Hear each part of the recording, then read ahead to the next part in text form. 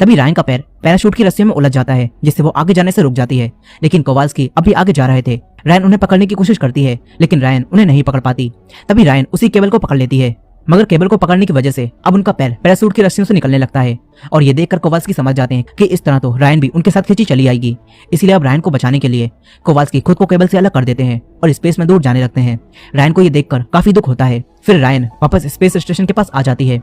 इस बार Ryan space station को पकड़ लेती हैं। तभी उनके सूट में ऑक्सीजन पूरी तरह से खत्म हो जाती है। कोवाल्स्की अब भी रायन से जुड़े हुए थे। वो रायन को अंदर जाने के लिए कहते हैं। रायन स्टेशन के अंदर जाने लगती हैं। कोवाल्स्की रायन से कहते हैं कि यहाँ बचा हुआ स्पेसक्राफ्ट पृथ्वी पर जाने लायक नहीं है, मगर तुम उससे स्पेस में इधर उधर जा सकती हो।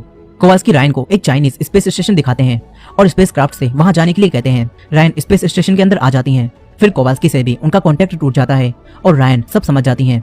वो अंदर आकर सबसे पहले यहाँ पर एयर प्रेशर बढ़ाती हैं और अपने सूट को उतार देती हैं और चैन की सांस लेती हैं। इसके बाद रायन आगे जाती हैं। इसी दौरान हम देखते हैं कि यहाँ आग लग रही है, लेकिन जल्दबाजी में रायन ये नहीं देख पाती। वो यहाँ से ह्यूस्टन से कांटेक्ट करती हैं, लेकिन यहाँ से भी ह्यूस्टन से कांटेक्ट नहीं हो पाता। तभी यहाँ पर इमरजेंसी अलार्म बजने लगता है। रायन देखती हैं कि यहाँ आग लग चुकी है।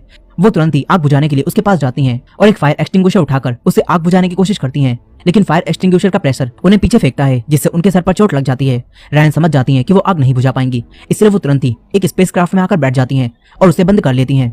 जिसके बाद स्पेस स्टेशन में धमाके होने लगते हैं। रायन तुरंत ही स्पेसक्राफ्ट को चालू करती हैं और वो बाकी के स्पेस स्टेशन से अलग हो जाता है, जिससे स्पेसक्राफ्ट तबाह होने से बच जाता है। अब रायन देखती हैं कि अगले 7 मिनट बाद वो मलबा दोबारा से यहाँ से गुजरेगा, इसलिए अब उन्हें ये स्पेसक्राफ्ट तुरंत ही लॉन्च करनी होगी। लेकिन अब ये स्पेसक्राफ्ट उसी पैराशूट की रस्सियों से बंधा होता है, जिस वजह से ये आगे नहीं बढ़ पाता। रायन काफी कोशिश करती हैं ताकि वो स्पेसक्राफ्ट को रस्सियों से निकाल सकें, लेकिन ये स्पेसक्राफ्ट पैराशूट की रस्सियों से जुड़ा हुआ था, इसी वजह से वो आगे नहीं बढ़ता। अब ये देखकर रायन दोबारा सूट पहनकर बाहर आती हैं और स्पेसक्राफ्ट को पैराशूट से अलग करने लगती हैं। तभी वो देखती हैं कि मलबा दोबारा से यहाँ पर आ रहा है। रायन तुरंत ही स्पेसक्राफ्ट को पैराशूट से अलग कर देती हैं, मगर अब मलबा इस स्पेस स्टेशन से भी टकराता है और यहाँ पर सब कुछ तबाह करने लगता है। रायन अपने स्पेसक्राफ्ट को पकड़ लेती हैं और मलबा इस पूरे स्टेशन को भी तबाह करके चला जाता है। रायन की जान बच गई होती है। वो दोबारा से स्पेसक्राफ्ट के अंदर आती हैं और फिर से अपनी घड़ी में 90 मिनट का टाइम सेट कर लेती हैं। फिर रायन इस स्पेसक्राफ्ट को लॉन्च करने लगती हैं ताकि वो चाइनीज स्टेशन तक जा सकें।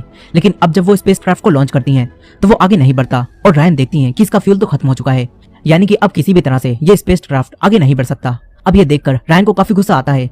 वो बार बार ह्यूस्टन से कांटेक्ट करती हैं, लेकिन उन्हें कोई भी जवाब नहीं मिलता। मगर कुछ समय बाद रेडियो पर उनका कनेक्शन किसी अनजान आदमी से हो जाता है, जो कि पृथ्वी पर था। लेकिन रायन को उस आदमी की भाषा नहीं आती थी और ना ही वो आदमी रायन की भाषा समझ पाता है, जिससे रायन को काफी दुख होता है। रायन समझ जाती हैं कि अब कुछ भी नहीं हो सकता और वो मरने वाली हैं। रायन अब सारी लाइट्स ऑफ करके यहाँ लेट जाती हैं और अपनी मौत का इंतजार करने लगती हैं। मगर तभी यहाँ पर कोवाल्स्की आ जाते हैं, जो कि जिंदा थे। वो स्पेसक्राफ्ट के अंदर आते हैं। रायन उनसे पूछती हैं कि आप अभी